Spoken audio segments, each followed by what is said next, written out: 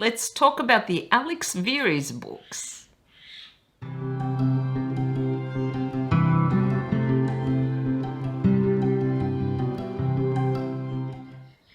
G'day to all you lovely people and welcome back to my channel. I'm Kathy and today I want to talk about the Alex Verus books, specifically books 2, 3 and 4. Cursed, Taken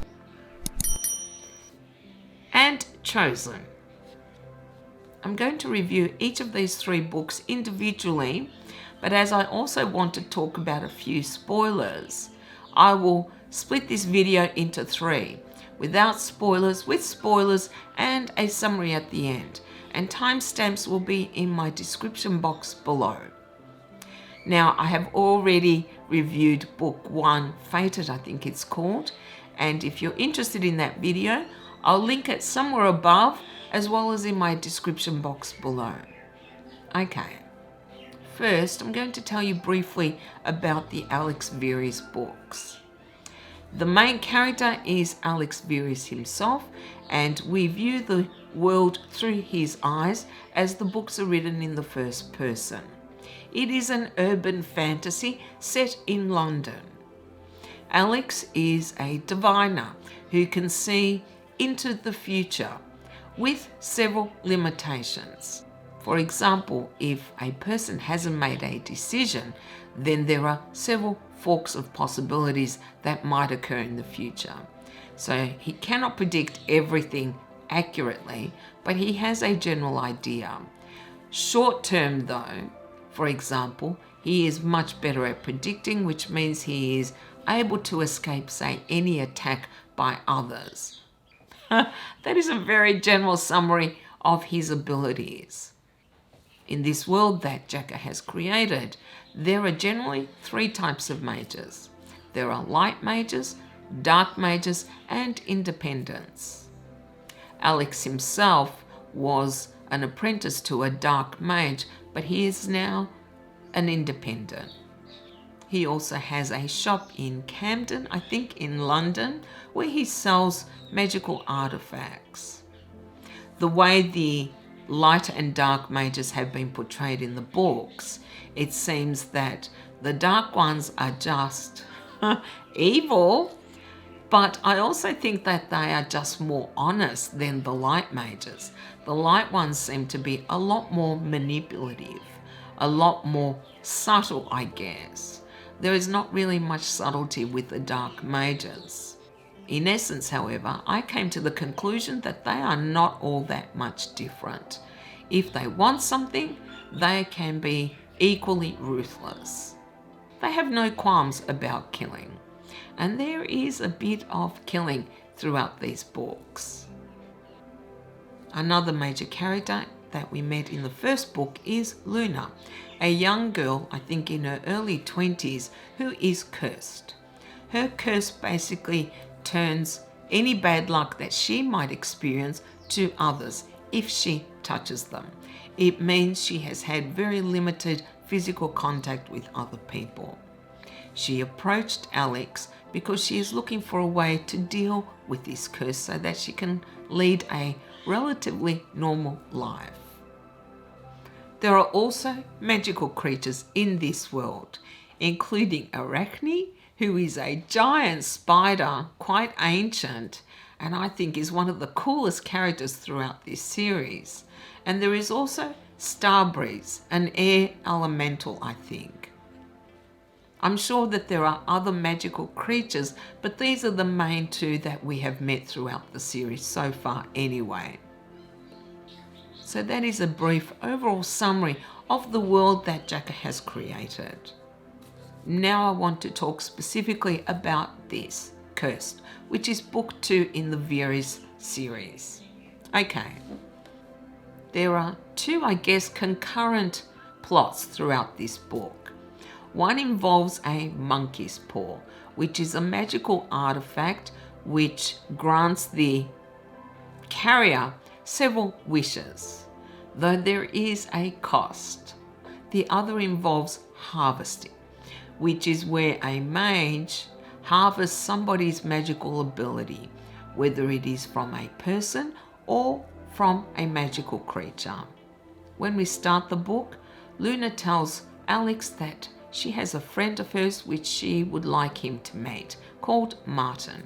Martin goes to Alex's shop and picks up the monkey's paw and refuses to put it down despite Alex's warnings. Another character we meet is Meredith, a mage, I think, with mind abilities, who is being attacked and Alex rescues. He is then embroiled in this mystery surrounding why Meredith is being attacked. I'll be honest, this was not my favourite. I had quite a few issues with this book actually. Too many, I think. I like Jacka's writing style. It is very clean and spare. He is not excessive with descriptions.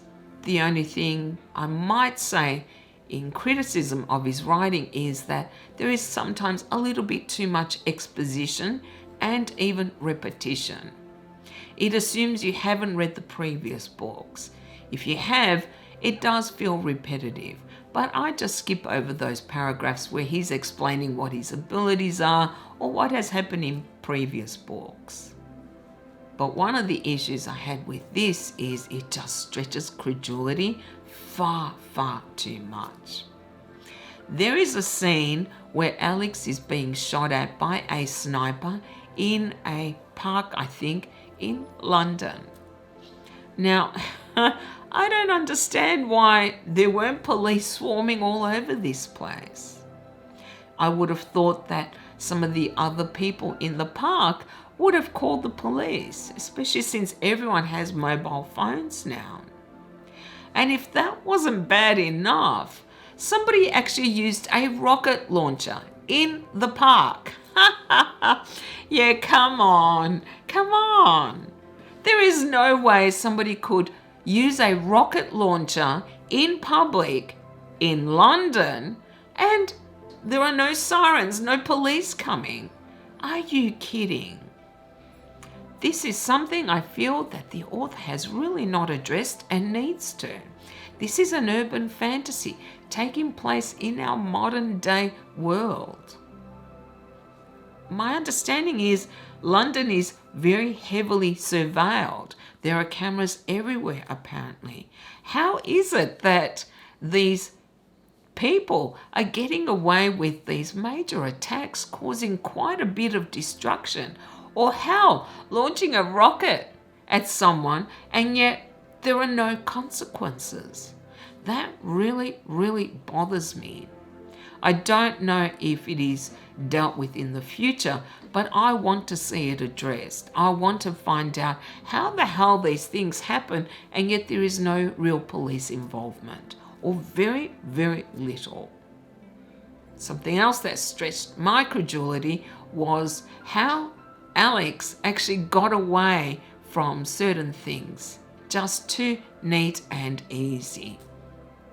I do feel sometimes that the author paints himself into a corner and then he just uses a very unbelievable escape route for his characters.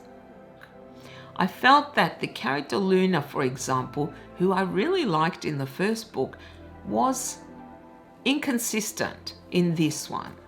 She behaved in a very immature and selfish way, I felt anyway, and it didn't gel with what I had learned about this character in the first book.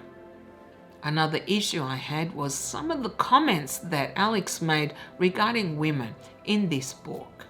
There is a scene where Alex is waiting for Meredith to change. And she tells him it'll be 5 minutes. And he makes a comment to the effect that, while knowing women, it'll take 15. Okay, that just bothered me no end. I really don't like those generalizations about women. Not all women are the same. I have seen Alex Verus described as a misogynist. I don't agree with that. But sexist? Definitely, yeah. And that is I think realistic, I'm sorry to say. I'm 57 and honestly, to this day, I still get sexist comments all the time. And I think some people don't even realize that it is. And I don't have any objection to characters being flawed. And I consider that a flaw in Alex's character. But it did bother me. Yeah, I won't deny it. Also, this character, Meredith. Yeah, she was not a well-drawn character. She seemed very much a stereotypical femme fatale kind of character. I would have liked to have seen a little bit more depth in this character. There is also another magical creature that is introduced in this book, and I found that really hard to swallow as well. In the end, I was quite dissatisfied with this book. I think if I had read this one first, I would not have liked this series and I probably wouldn't have read any more. As for a score, I score between 1 and 10, and I think I'm going to give this one 4 out of 10. If I score a book under 5, it usually means I won't read it again. And really, there were just so many issues in this book that, yeah, I don't know if I would read it again unless I love the rest of the books, and I will just include it because it is part of the series. Next, let's talk about Taken, which is book 3 in the Alex Verus series. This one was a marked improvement from Cursed. We also meet several new characters. One is Anne, the other is Varum, I think. We also see Sonda, who I think actually is also in book 2 as well as in book 1. I really like Sonda actually. He is a young, idealistic, I guess, light mage. The plot in Taken involves the disappearance of several magical apprentices. And when we start this, Luna is now Alex's apprentice as well. There is also a competition for apprentices being held at Fountain Reach, a remote place in the country, I think. Alex is sometimes called in by the Light Mage Council or people on the council to help them with their investigation, and he is called in to help in the investigation regarding the missing apprentices. Something else I should mention is that there is a difference between mages and adepts.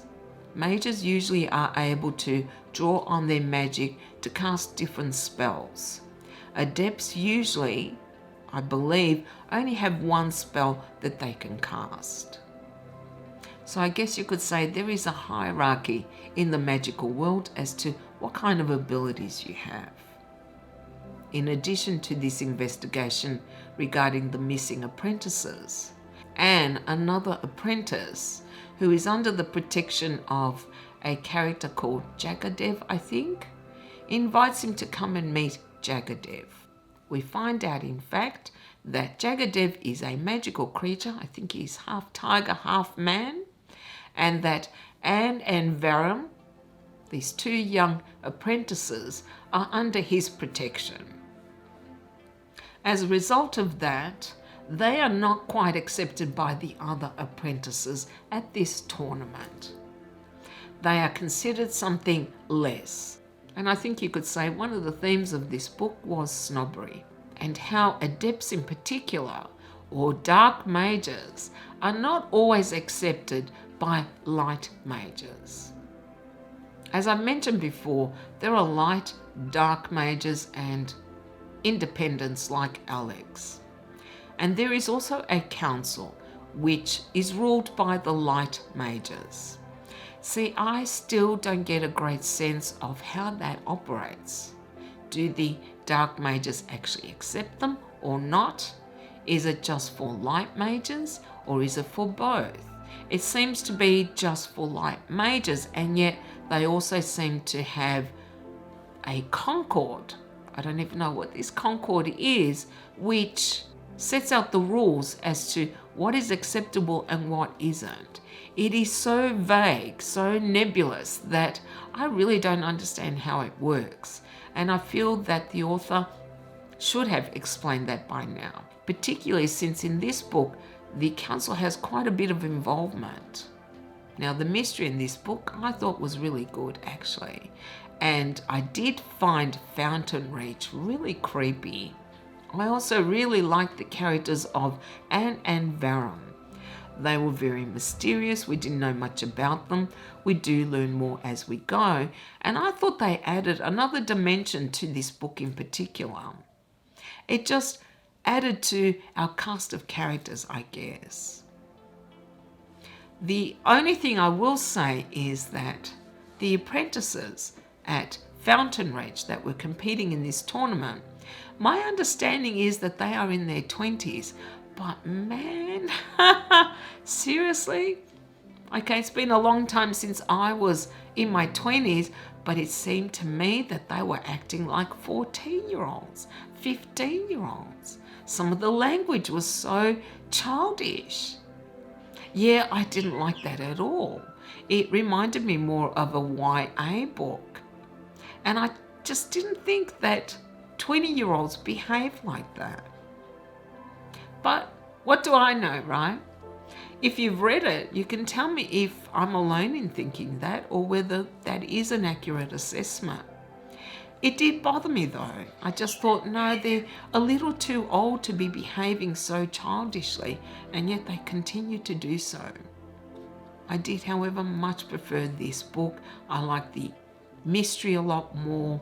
I also liked meeting new characters, exploring them at length. I love Sonder. I really love Sonder. He is a very cool character. And I actually really liked the ending. I thought it was a good twist, and that's all I'm going to say. As for a score, I'm going to give Taken 6 because I really enjoyed it. All right, now let's move on to Chosen, which is book 4 in the series. This one involves Alex being under attack, actually, in relation to something that occurred in his past. We get to learn quite a bit about what happened to Alex when he was an apprentice to a dark mage. And basically, his past is coming back to bite him. Being the 4th book in the series, I was glad to finally learn a lot more about Alex's past, his time as an apprentice. It helps us understand who this character Alex Verus is. This book seemed predominantly to be Alex trying to avoid being killed by a group of vigilantes, I guess you would call them. Very early on in the book, there is this character called Will, who, with a group of other adepts, magical adepts, is looking to kill Alex because he killed his sister, or so Will says. As we progress through the book, we learn exactly what did happen to Will's sister during the time that Alex was a dark mage apprentice. I think in essence this book is about Alex dealing with his past, coming to terms with what actually did happen. But ultimately, I think this book is about what lengths is Alex prepared to go to protect himself. This one was really interesting, actually. Now, I am going to get into a spoiler here. We have been given hints already in previous books that Alex can be ruthless. Yeah, he has killed people. He killed somebody who was laying a bomb, for example, in book 2. He also killed several other people in book 2. Quite a few people, I think. In book 3, he also killed someone. When I read he was killing these people, I was a little shocked. I'm not used to my protagonist being a killer, ruthless. And I have to admit, I felt very ambivalent about Alex. I cannot like this character because he doesn't seem to have any qualms about killing. It's not like he was then racked with guilt.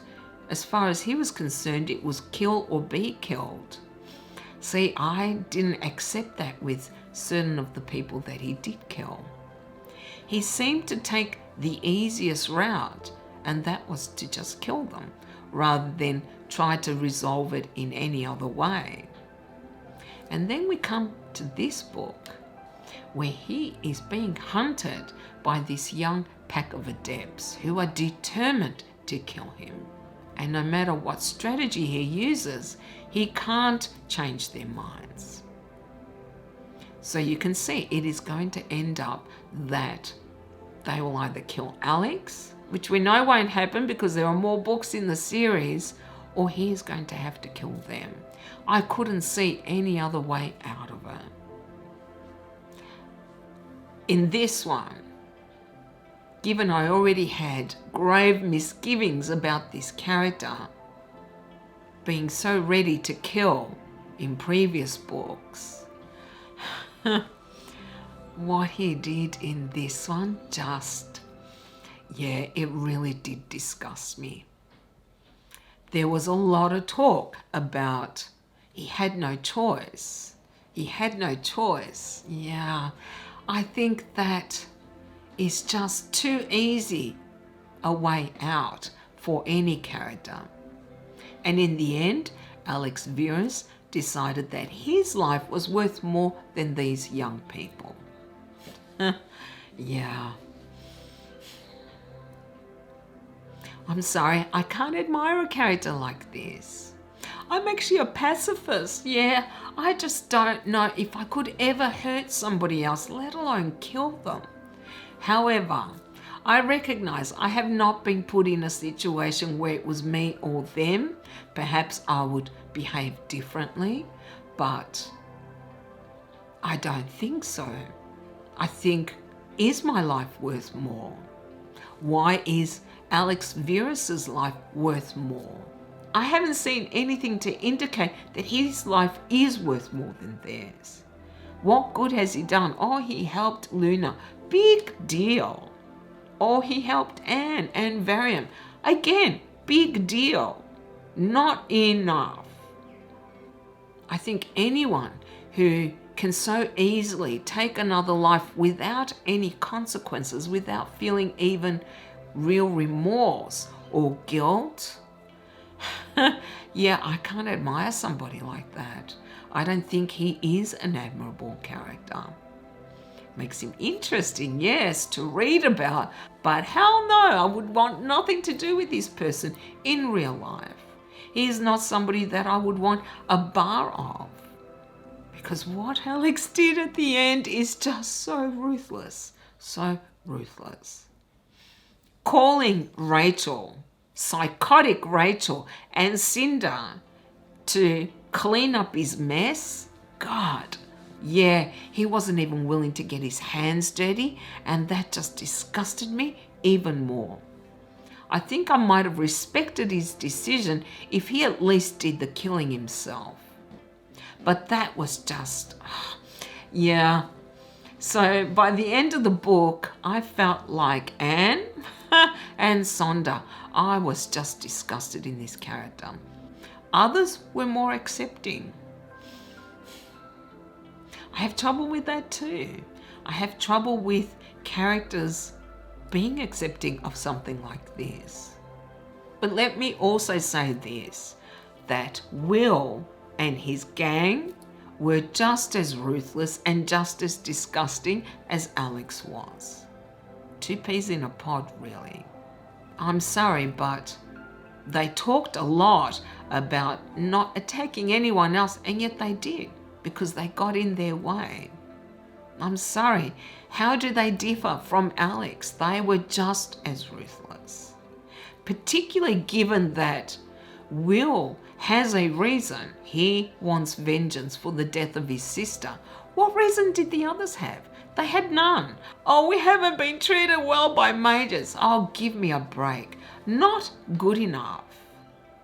It almost seemed like he was the cult leader and they were just sheep following him along.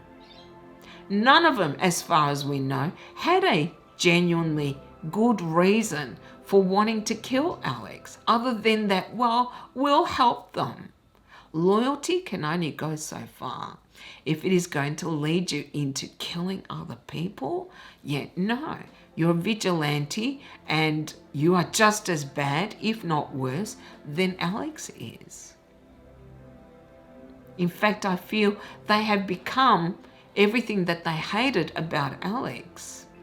Yes, some of them had some qualms about hurting others, but the truth is, Alex had never harmed any of them or anyone they cared about, but they had no qualms about killing Alex. Maybe that was meant to make us feel more sympathetic towards Alex. It didn't succeed. I just think they're all as bad as each other. And I don't excuse any of them. I don't even excuse Will. Even though Will probably had the best reason for wanting to kill Alex, his unreasoning hatred made him almost as monstrous as Alex was. That's what I thought anyway. I really don't know if I'm going to be able to continue this series and enjoy it because I quite despise Alex. I know it's arguable that he had no choice. Well, perhaps he could have just killed Will, not all the others as well. And perhaps then they might have backed off. We don't know, because he didn't try that. He decided to kill all of them. I mean, there was mention in the book that, well, no, then they will just try to revenge Will. How the hell do you know? You don't know. That was just an excuse, easier to get rid of all of them. See, I think he took the easy way out. I really do, which has made me despise him. That doesn't mean that the Night Stalkers were right. No, I don't agree with that. But they were young, idealistic, silly. Alex is in his 30s. You'd think he'd have a better moral compass. He doesn't. And his way of handling it was just so utterly callous and ruthless that it is very hard to admire this character.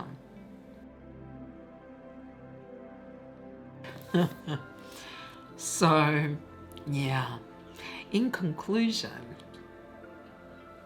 I actually did like this book because I felt we were finally exploring at length or deeper into Alex Verus' psyche, who actually he is.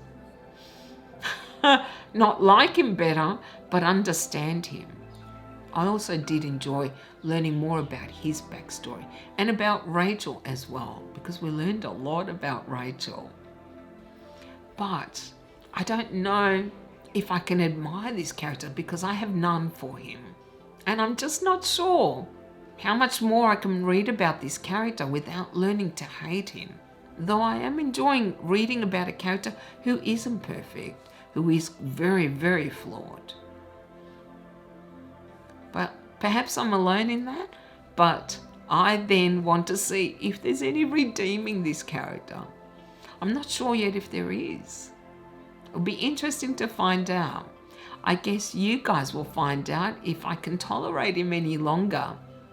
Now, whilst there were a few parts that did drag, especially as Alex was trying to figure out what to do, ultimately, I did enjoy this book. I think so far this is my favourite of all the Alex Verus books. Even though I hate Alex after what he did. For a score, I'm going to give this one 6. I think that is a fair score for me. I know I'm a bit tough, but that's how I felt about this book. It wasn't a great book, but it was good. Yeah, definitely. I have to say, after finishing Chosen, I started book 5 and I'm finding that I'm dragging my feet. Perhaps because I have lost so much respect for this character of Alex. Anyway, that is all I have for you guys today. I hope you enjoyed this video. I'd love to know now what your thoughts are on the 3 books that I talked about today. Do you agree with me? Do you disagree with me? You know, I would love to hear your opinions, and you can put it down in the comments or you can contact me on Instagram. Thank you all so very much for hanging out with me. I really do appreciate it. I hope you enjoyed this video, and if you did, then you can do the usual. You can like, comment, and subscribe if you haven't already. I hope you all have a beautiful day, and I will see you next time. Bye.